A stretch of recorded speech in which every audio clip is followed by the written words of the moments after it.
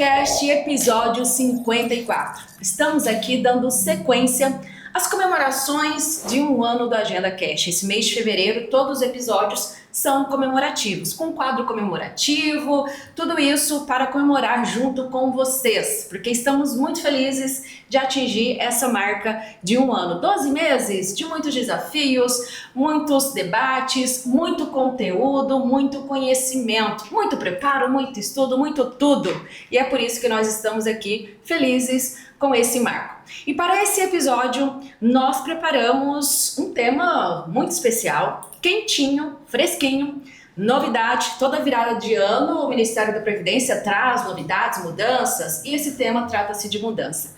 Progestão 4.0, as principais novidades para a certificação 2026. E para falar desse tema, eu trouxe uma convidada mega especial, especialista no assunto, já atuou com vários RPPS e está aqui para compartilhar com vocês essas novidades. Estou falando dela, que já esteve conosco numa série sobre o Progestão e está aqui nos atualizando das mais novas mudanças que houveram no tema. Edinalva Monteiro, bem-vinda ao AgendaCast mais uma vez. Obrigada, doutora Hélida, mais uma vez pelo convite, né? É sempre uma satisfação para nós vir aqui atualizar nossos clientes, estreitar esse relacionamento e trazer essas novidades quentinhas, saindo do forno, como você disse, né? A atualização do manual. O Manual Progestão, que vem de uma série, né, de atualizações, que todos os anos, ou quase todos os anos, o Ministério da Previdência lança essas mudanças, sempre para melhoria da gestão dos RPPS. Exato. E agora a gente tem essa novidade aí, mexendo mais com a estrutura para formalizar essa questão da gestão pública, né? A gestão pública de qualidade para prestar serviço para a população, para os servidores públicos. Eu vejo que essa mudança, acredito que ela tenha sido um pouco mais substancial do que algumas outras dos anos anteriores, que às vezes mudou algo aqui e acolá, e essa trouxe uma mudança um pouquinho mais substancial. E para nós começarmos já a entrar no tema sobre progestão, o que diferencia o Manual 3.6 do 4.0, que é a nossa versão 2026? Certo. Na versão 3.6, então, nós íamos nessa sequência de atualização, né? 3.1, 3.2, 3 até a 3.6, que ficou vigente até a terça-feira, né, dia 3 de fevereiro. Então, na quarta-feira, dia 4 de fevereiro, o Ministério da Previdência publicou essa versão mais recente do Manual Progestão, na versão 4.0, que passa a vigorar a partir de agora para os RPPS que celebrarem contrato com as entidades certificadoras. Então, tem uma série de mudanças estruturais, né? Então, a gente saiu da sequência 3.1.2 até a ponto 6 e agora a gente partiu para 4. Por que isso, né? Por que dessa diferença? Então, reflete de fato mudanças na forma como se exige a apresentação das evidências e também a cobrança com relação à gestão pública, à gestão dos dirigentes desses institutos dos RPPS. Eu vejo que podemos até dizer que houve um salto de maturidade. Acredito que pelo tempo que o Progestão vem aí sendo utilizado e os RPPS sendo certificados, experiências foram adquirindo ao longo do tempo. Vejo que ficou um pouco mais rigoroso a nível de controle, governança, mais estruturado, um pouco mais robusto e mais alinhado à portaria 1467. Sim, acredito que veio com essa conotação, e isso é muito importante. E aí vamos falar as mudanças relativas às dimensões, cada uma delas, começando pelo controles internos. Então, com relação a essa mudança, só voltando um pouquinho atrás, né? Com relação a essas mudanças estruturais que a gente observou, eu devo dizer que eu não considerei a versão 4, né, de toda ruim com relação à atualização, a dizer que ficou com maior rigor, com maiores exigências. Ela tornou, sim, mais clara as definições, inclusive flexibilizando algumas situações com relação às exigências, criando alternativas para os RPPS, que sim, observando essas experiências anteriores, o Ministério da Previdência, as certificadoras observavam essa dificuldade em os RPPS trazerem para a gestão pública como se evidencia o atendimento de tais requisitos. Então, agora nós temos várias alternativas para possibilitar, para viabilizar essa certificação. Eu coloquei rigoroso, mas no sentido positivo. Sim! No sentido de aumentou a exigência com o número de ações, algumas outras exigências que nós vamos falar no decorrer dos episódios acerca deles. Sim. E eu vejo positivo, porque é fazer com que o RPPS de fato pratique e cumpra mais ações, e isso, consequentemente, fortalece as boas práticas, fortalece a sustentabilidade e o equilíbrio que o RPPS busca aí, tanto a nível de gestão, quanto financeiro, atuarial e as dimensões que o Progestão traz. Sim. Esse rigor a mais que a gente pode trazer, sim, é com relação, por exemplo, às exigências. A gente tinha na versão anterior, né, vigorava até a versão 3.6, a consideração de cinco ações apenas consideradas como essenciais. Mas para certificação no nível 1, a gente sabe que precisava, até o ano de 2025, início de 2025, atingir no mínimo 17 ações. Então, se 5 ações são essenciais de 17, significa que os RPPS que quisessem se certificar, mesmo que no menor nível, teriam que desenvolver mais 12 ações, né? E agora, para a versão 4.0, né, tudo que vai vir para frente agora, a partir da 4.0, nós temos 13 ações consideradas como essenciais. Nossa, mas ficou mais exigente, mais rigoroso? Não ficou mais rigoroso.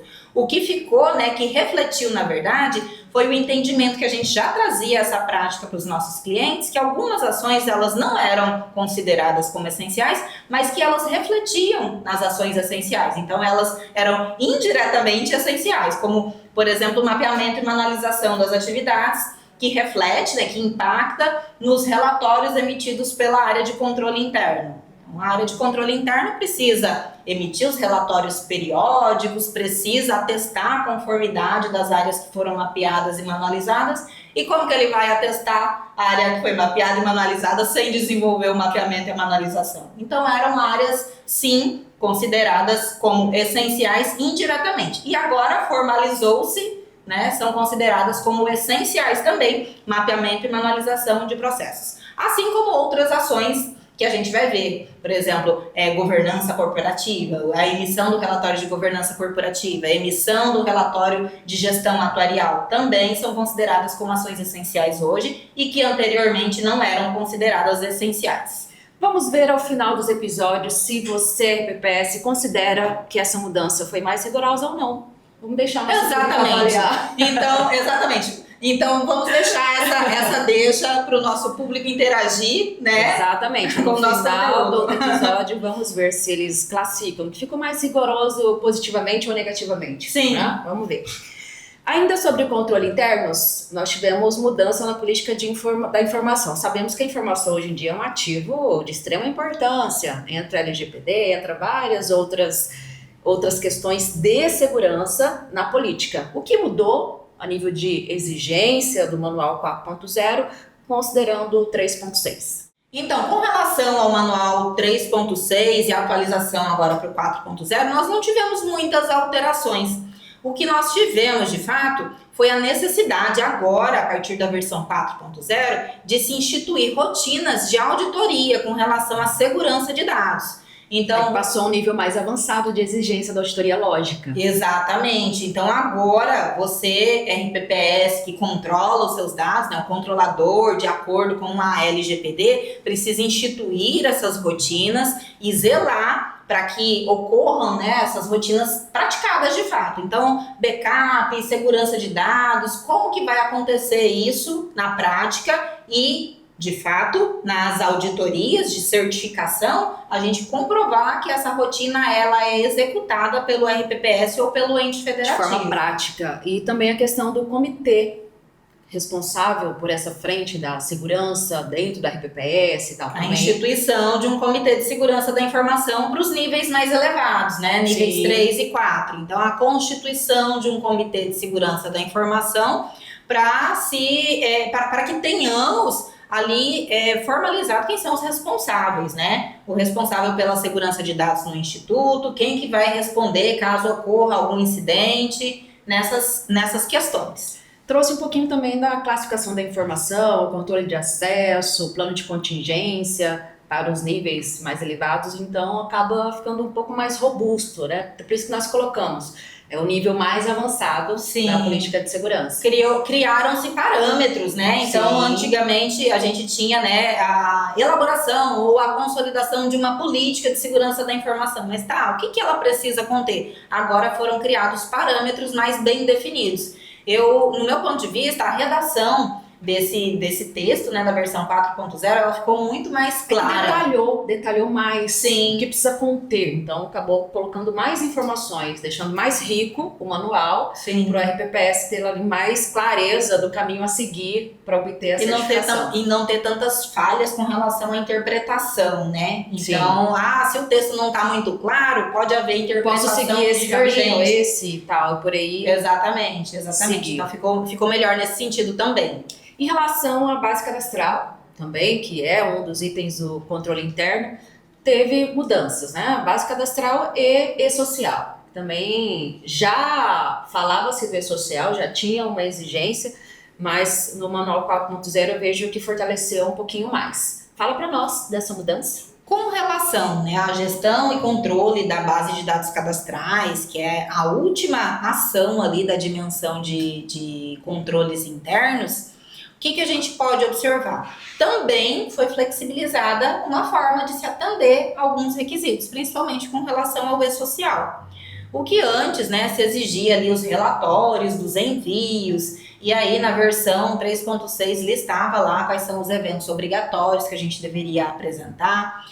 Agora você pode apresentar como evidência dessa rotina que ela está acontecendo de fato, os relatórios da folha de pagamento, por exemplo, do sistema de fechamento de folha de pagamento, ou o do sistema, né, para quem não utiliza o nosso Sisprev. Quem utilizar o Sisprev vai ter essa facilidade.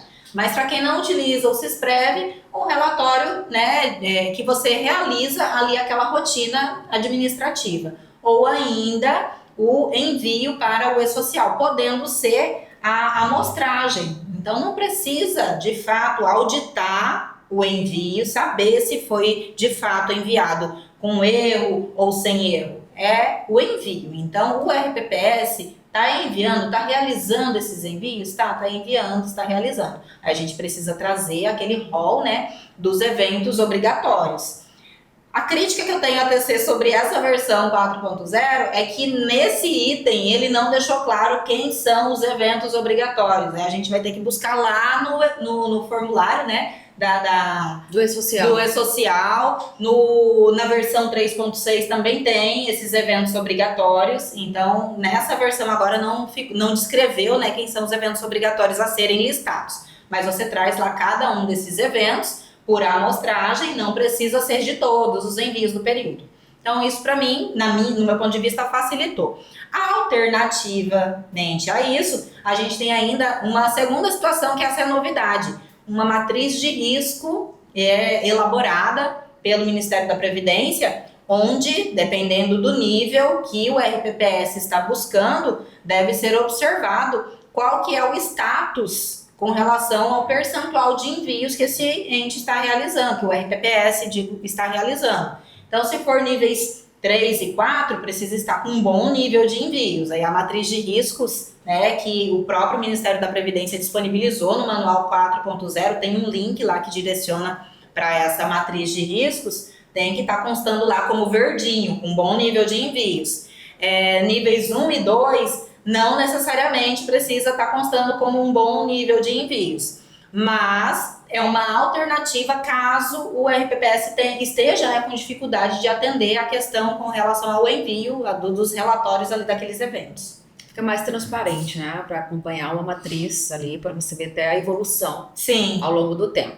E aí, em relação à base cadastral, a exigência de censo previdenciário, aí prova de vida, batimento CIRC, tem os pontos também nesse aspecto, né? Sim. E a periodicidade para a realização do censo também, pelos níveis, ele trouxe ali uma modulação. Fala um pouquinho para nós. Com relação ao censo, então ele trouxe critérios, né, para separar censo presencial, censo online ou a modalidade híbrida. Por exemplo, o censo presencial continua o critério do atingimento de 80% para cada um dos públicos, ou seja, 80% para o atingimento dos aposentados, 80% para os pensionistas e 80% para os ativos, né, para os servidores ativos. Com a exigência, né, de acontecer a cada 5 anos no mínimo. O censo digital ou virtual ou online, ele pode ser realizado a cada 4 anos, né, com intervalo de a cada 4 anos no mínimo, né, pelos RPPS de grande porte, ou seja, estados, capitais, né, municípios de grande porte. E a cada 3 anos, na periodicidade a cada 3 anos, para os demais portes, né, RPPS de médio e pequeno porte. Também atingindo esse critério de atingimento de 80% do público-alvo. 80%. Acho que é importante destacar as diferenças. Eu classifico o censo presencial como um critério de qualidade muito maior do que o digital, porque o digital é o próprio servidor ativo, aposentado ou pensionista que vai enviar a documentação. E muitas vezes ele tira foto ali do documento, corta parte ou sem qualidade, e envia e alimenta com informações que às vezes nem ele entende que informação que é, ou que preencher e etc. Acaba que o trabalho do RPPS com o censo digital é muito maior. Nós realizamos já todas as modalidades, presencial, digital, híbrido, já realizamos. E no digital, tem que ter uma equipe de back-office que faça toda a auditoria, toda a triagem, entre em contato para sanear documento. Então, assim, acaba que o trabalho ele é muito maior. O nível de qualidade ele é aquém comparando com o presencial. Então, a periodicidade exigida, acredito eu, que foi considerado esse critério de qualidade. Sim. Presencial a cada 5 anos, porque eu vou ter um censo muito mais robusto, e o digital a cada 3 anos para o porte ou a cada 4 para o grande porte. Sim. Então, creio eu que foi considerado esses critérios. E também é importante considerá-los, de fato. E também com relação ao público que se pretende atingir, né? Então, o público idoso, ele tem grande parte, muita dificuldade. Alguns têm dificuldades com digital. Com a tecnologia. Outros já tiram de letra. Já está inserido nesse mundo, né? Sim. Mas para atingir, né, para ter uma maior efetividade na coleta desses dados, de fato, o censo presencial, ele reflete melhor a realidade dessa base que será coletada. Em relação às ações, no início do podcast nós falamos que houve um pouquinho de mudança em relação às ações e também em relação à exigência de auditoria periódica. Fala um pouquinho para nós dessa mudança. Certo. Até a edição 3.6, a gente tinha algumas particularidades com relação ao número de ações a serem atingidas. Na versão 3.6, mais propriamente dita, tinha uma parte, né, uma citação ali, quando você vai falar no número de ações, no nível de aderência, que dizia e que levava a uma certa interpretação, talvez equivocada por parte de algumas partes, né, de alguns envolvidos, que dizia que os RPPS, né, que buscassem a certificação do nível 1, 2 até o 3, teria acrescido a partir do ano de 2025 uma ação nas exigências inicialmente estabelecidas, né? Inicialmente era estabelecido o quê? 17 ações para se certificar no nível 1, 19 ações para se certificar no nível 2, 21 ações no nível 3 e 4, que já é o 100%, as 24 ações. 22 ações, 21 ações, entre a diferença desse número de ações e a particularidade que trazia nesse texto, que gerava um certo equívoco, um ruído na hora da gente comunicar as necessidades que o RPPS tinha que desenvolver, nesse texto agora ficou claro, ficou estabelecido, né, sem letrinhas miúdas, sem pormenores, então traz bem claro quantas ações devem ser atingidas, por qual nível de certificação. Então, hoje, para se certificar no nível 1, o RPPS precisa atingir 18 ações, sendo que das 18 ações precisam ser atendidas aquelas 13 ações que foram consideradas como essenciais. Para atender a certificação de nível 2, o RPPS hoje, né, a partir do dia 4 de fevereiro de 2026, precisa atingir 20 ações. Para se certificar no nível 3, 22 ações. E o nível 4, que já é o 100%, esse permanece inalterado, tá? Com relação agora à outra parte da pergunta, sobre as certificações, as auditorias, né? Continuadas.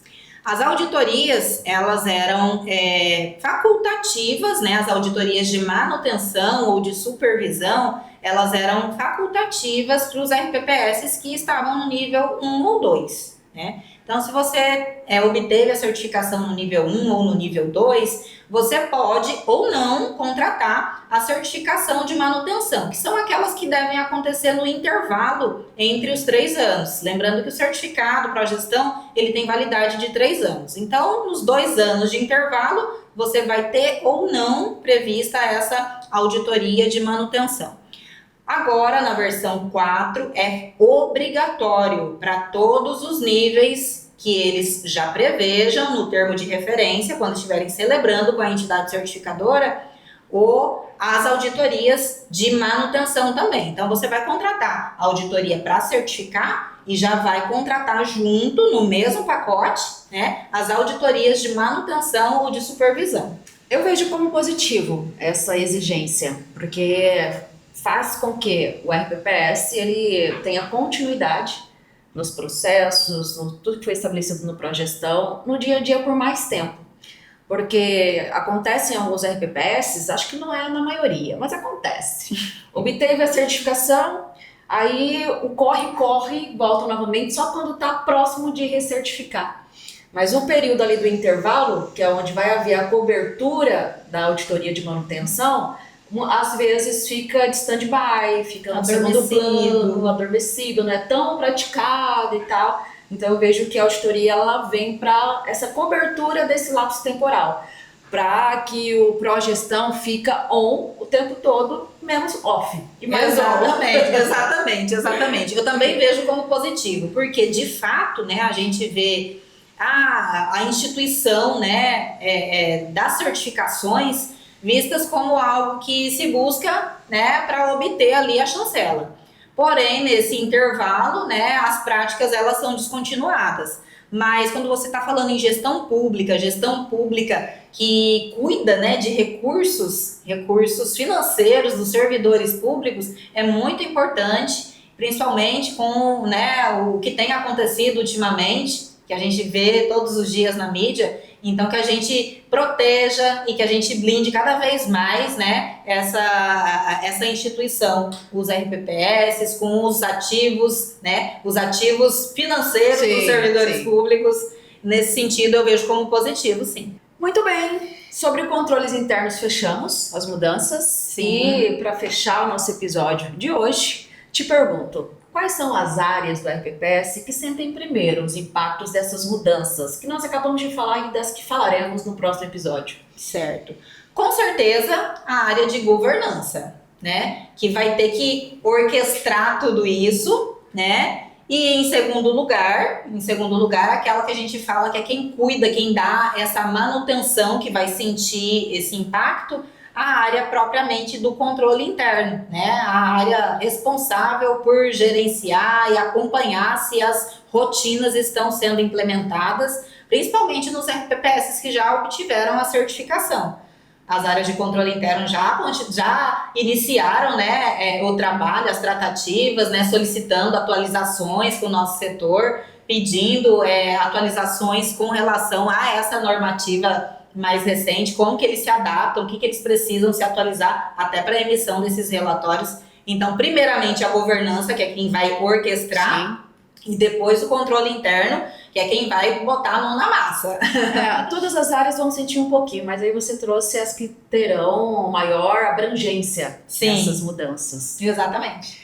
E vamos agora para o nosso quadro comemorativo. Vou trazer para vocês o depoimento dela, que teve episódio com o maior número de visualizações, likes, bombou nas redes, muitos compartilhamentos, e hoje ela vai falar um pouquinho da experiência de ter participado desse podcast, Agenda Cast, e comemoração de 1 ano do podcast. Com vocês, Eliana Sassajima. Vai que é sua, Sassá! Bom, como eu estou hoje? Eu estou muito feliz, é com grande satisfação que eu venho aqui participar, né, dessa comemoração de 1 ano do AgendaCast. Né, foi 1 ano de microfone ligado, muitas ideias circulando, borbulhando por aí, informação de valor. Né, o AgendaCast, para mim, ele é muito mais do que um podcast. Ele é aquela conversa da tarde que você se reúne com pessoas inteligentes que agregam valor e gera muito insight. É aquela sensação de que você saiu muito melhor do que quando você chegou. Né? Eu tenho certeza de que o AgendaCast, quando ele foi idealizado, foi pensando que conhecimento parado não transforma ninguém. E quando a informação ela circula, ela ganha força. E quando gera reflexão, com certeza é impacto de verdade. Então, o AgendaCast, nesse primeiro ano, né, foi de muito conhecimento, muitas conquistas, muito crescimento, conexão e inspiração. Tenho certeza que foram muitos cafés tomados, muitas risadas, muitas pessoas com conhecimento que passaram por aqui. Então, que venham, né, mais situações como essa, para que possa impactar positivamente na vida das pessoas. E é isso, vida longa ao AgendaCast. Gratidão, Sassá, pelo depoimento, por ter participado do AgendaCast. Foi um episódio do Dia Internacional das Mulheres e já estamos chegando no novo marco também do Dia das Mulheres. Vamos pensar em alguma coisa aí para fazermos também nessa oportunidade. Precisamos muito de mulheres atuando, essa homenagem ela é muito importante para fortalecer também nós mulheres aí atuando no dia a dia do RPPS. Muito obrigada, gratidão pela valiosa contribuição. Edinalva, para fechar, considerações finais desse episódio nosso, 54 já. 54 episódios, né? Então, esses dias a gente estava iniciando esse projeto, né, doutora? Iniciando e já passou um ano. Viu? Como ano. O tempo voa. Exatamente. Então, agradecimento sempre pela confiança da senhora, pela confiança dos nossos clientes, né? Que sempre depositam essa confiança quando seguram na nossa mão e acreditam. E vamos juntos. Exatamente. E que acreditam, né? Seguem as nossas orientações com relação às recomendações que fazemos para certificação, seja para melhorar a gestão do seu instituto. Então, um agradecimento para os nossos clientes, para a direção da nossa empresa. E espero vocês na continuidade desses episódios, né, que vai seguir agora no próximo, falando sobre governança corporativa e educação previdenciária. Né? Exatamente, aí fecharemos esses 2 episódios. Lembrando que eu organizei playlist, coloquei uma lá do Progestão, que foi dos 4 episódios anteriores. E aí eu vou acrescentar depois essa atualização lá na mesma playlist, porque aí maratona e vai rememorando. Já vem na atualização, que são esses episódios aqui. Edinalva, gratidão pela contribuição de sempre, por estar aqui compartilhando seu conhecimento.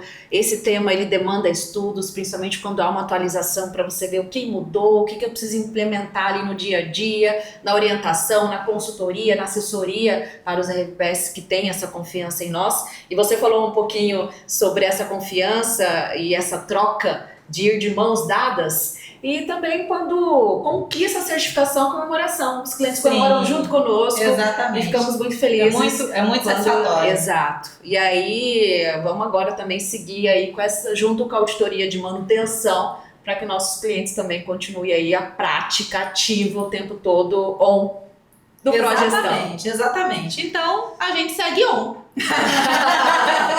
Gratidão a você que está on conosco aqui no podcast, no episódio 54. Convido para continuar conosco nos próximos episódios. Ative o sininho para receber em primeira mão os nossos conteúdos. Se você ainda não segue a Agenda Assessorias nas redes sociais, está perdendo. Siga-nos. Instagram, Spotify, Facebook, LinkedIn. Estamos nas redes compartilhando temas relativos à RPPS. Por quê? Para nós, o mais importante é conectar com vocês. Muito obrigada e até a próxima!